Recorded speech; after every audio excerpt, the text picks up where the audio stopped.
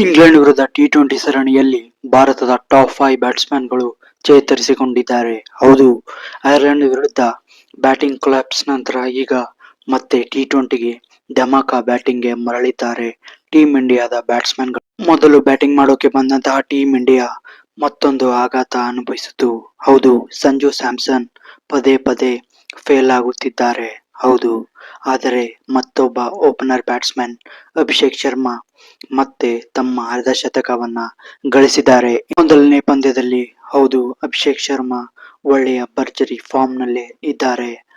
24 ಬಾಲ್ಗಳಲ್ಲಿ 59 run ಗಳಿಸಿ Sam ಕರನ್ಗೆ LBW ಆಗಿ out ಆಗುತ್ತಾರೆ ಅಭಿಷೇಕ್. ಇನ್ನು ಇಶಾನ್ ಕಿಶನ್ ಬೇಜವಾಬ್ದಾರಿಯಿಂದ ರನ್ ಔಟ್ ಆಗುತ್ತಾರೆ.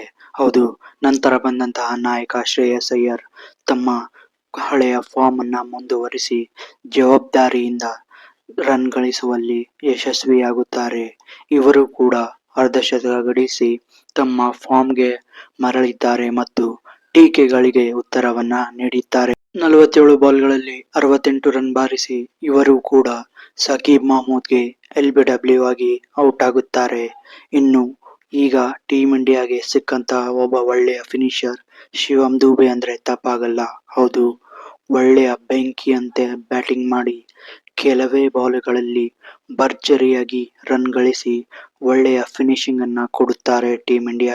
ಕೇವಲ 21 ಬಾಲ್ಗಳಲ್ಲಿ 42 ರನ್ ಗಳಿಸಿ ಟೀಂ ಇಂಡಿಯಾ 7 ವಿಕೆಟ್ ಕಳೆದುಕೊಂಡು 189 ರನ್ ಗಡಿ ದಾಟುವಲ್ಲಿ ಇವರು ಪ್ರಮುಖ ಪಾತ್ರವನ್ನ ವಹಿಸುತ್ತಾರೆ.